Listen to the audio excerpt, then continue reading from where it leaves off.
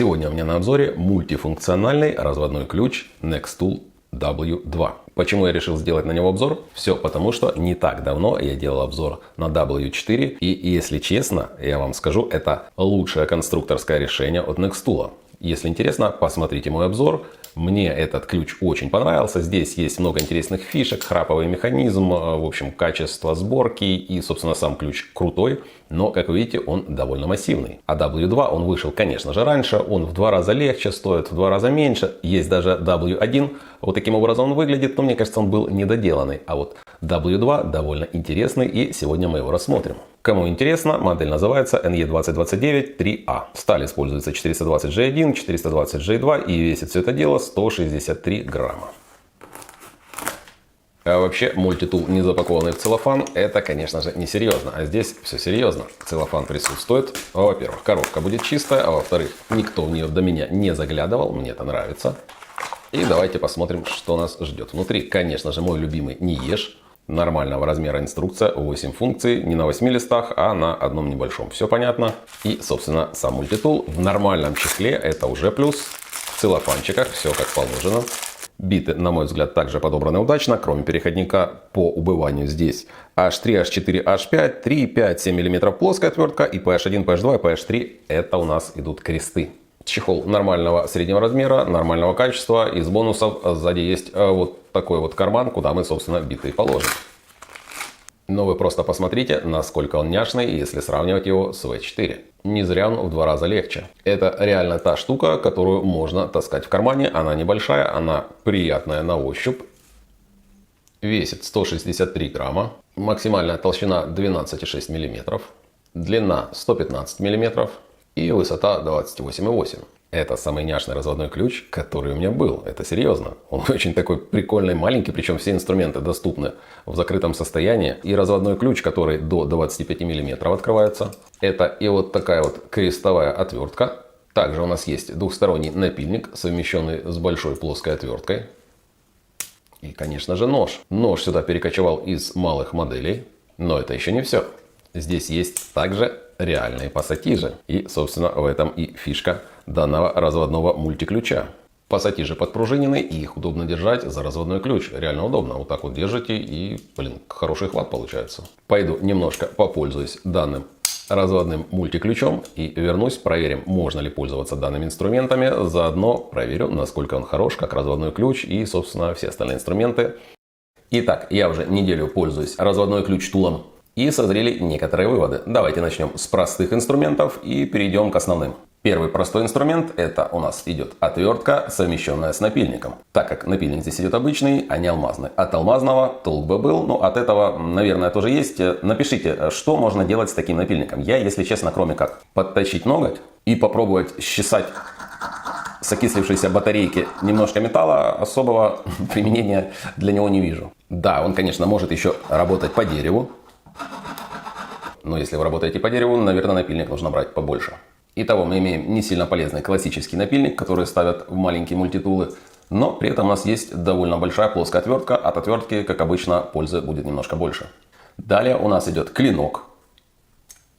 Мне кажется, клинок — это тот же клинок, который стоит, к примеру, в серии S11 или F12. В остальном же это тот же маленький клинок, который нормально должен быть заточен.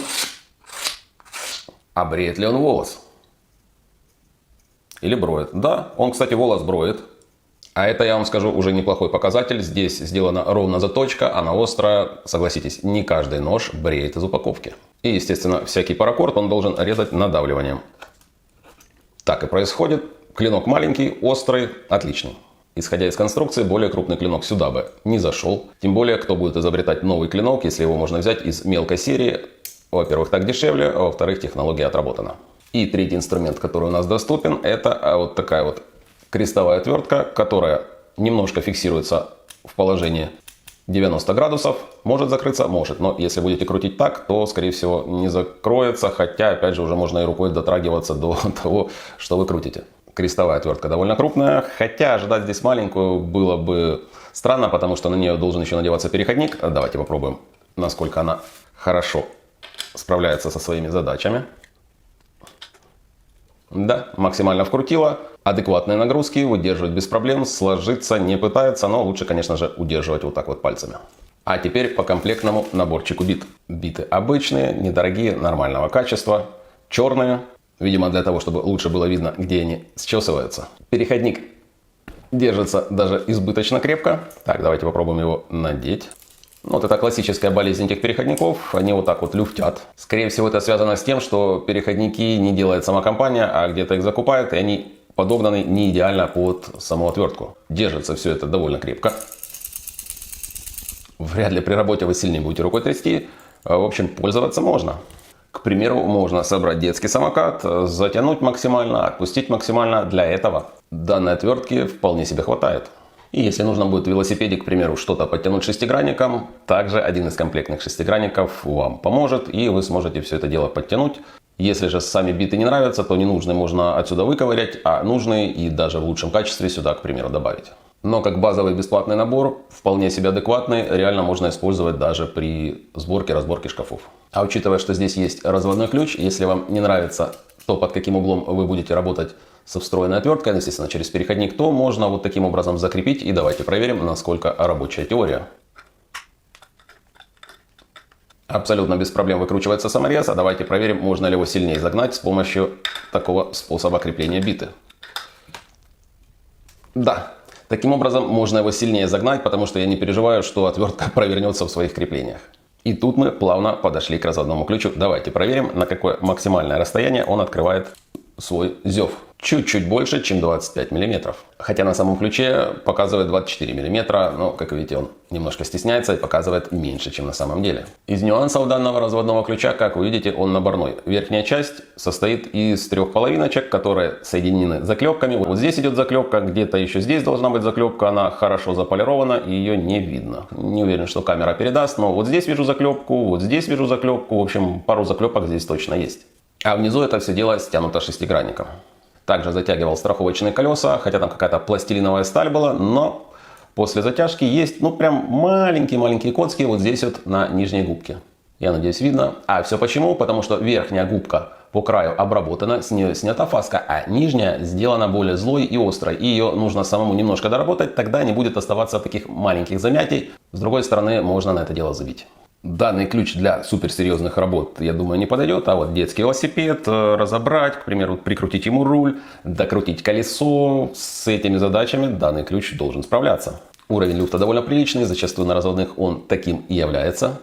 И если мы возьмем старшую модель, здесь люфт идет немножко поменьше, материал потверже, и вот этим разводным уже можно реально откручивать, к примеру, колеса с большого велосипеда. Но если вы ездите на велосипеде, на всякий случай такой ключ можно возить, он пригодится, если реально нужно будет откручивать.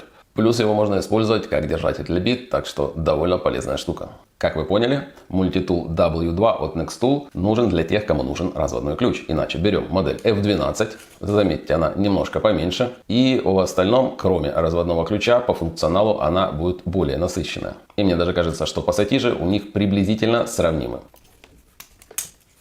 Открываются пассатижи очень удобно, они подпружиненные, они довольно крупные. И, возможно, я погорячился, и они все-таки будут побольше, чем у модели F12. Да, так и есть, они больше, хотя по функционалу я не думаю, что они будут сильно отличаться, но по размеру, как видите, они больше.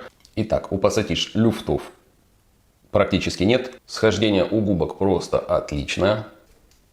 Можно использовать как пинцет. Как вы видите, стоят латунные проставочки. И вообще вся конструкция W2 мультитула мне нравится. Она необычная, она не копирует какие-нибудь там лазерманы и прочее. Собственно, этим она и интересна. И так как гвозди кусать особого смысла я не вижу, гвоздь тонкий он всегда перекусывается, только с разным усилием. Кто-то в комментариях написал, что они плохо кусают леску для триммера. Правда, как оказалось, там идет речь о армированной, но я взял самую дешевую, не армированную, 2,5 мм. Давайте попробуем кусать. Не перекусил. Давайте еще раз пробовать. Перекусил. Перекусил. Перекусил. В общем, нужно нажимать до конца, и тогда нормально перекусывает. И да, у F12 кусачки на порядок короче. Ну, давайте для эксперимента попробуем кусать. То же самое. Перекусил, не перекусил. У F12 не перекусил чаще. Также только что заметил, есть вот такое углубление. Скорее всего, это для обжимки контактов на проводах. Если кто-то скажет, что это для того, чтобы обжимать капсули, ну, честно говоря, в это я не верю. Для обжимки проводов, я думаю, да, подойдет. Общая конструкция, мне кажется, продуманная. В конце у нас идет полное смыкание. Далее идет вот такая вот волнистая поверхность для того, чтобы хватать. Вот таким образом довольно хорошо хватает. Учитывая, что у нас есть разводной, то вот эта вот средняя часть уже не такая полезная, но можно схватить какую-нибудь круглую заготовку для того, чтобы открутить. Или же, если связалась резьба с небольшой гайки, то вполне себе хорошо ее захватывает и крутит. Решил таки проверить, что делает обратная часть пассатиж. Давайте проверим на этой леске. На мой взгляд, это сделано для того, чтобы какие-нибудь контакты заплющивать и, так сказать, фиксировать. Ну или фиксировать грузики на рыбалке. В общем-то, я думаю, это идеальная штука. Грузик на леску повесили, аккуратненько придавили. Усилия здесь, конечно же, больше, чем здесь, поэтому без проблем запрессует. Качество изготовления мультитула мне понравилось. Все ровненько подогнано, все хорошо зачищено. Работает все это приятно. Пользоваться мне им понравилось. То, что он небольшой, конечно, накладывает небольшие ограничения на сферу применения, но опять же и размер у него, к примеру, если сравнивать с W4, на порядок меньше, он весит в 2 раза меньше и, естественно, ожидать, что он будет так же отрабатывать, как большой его собрат, я думаю, не стоит, а на свой размер и на свою сумму он работает неплохо. Нужен карманный мультиразводной ключ. W2 мне показался очень продуманным. Пользоваться можно, рекомендую.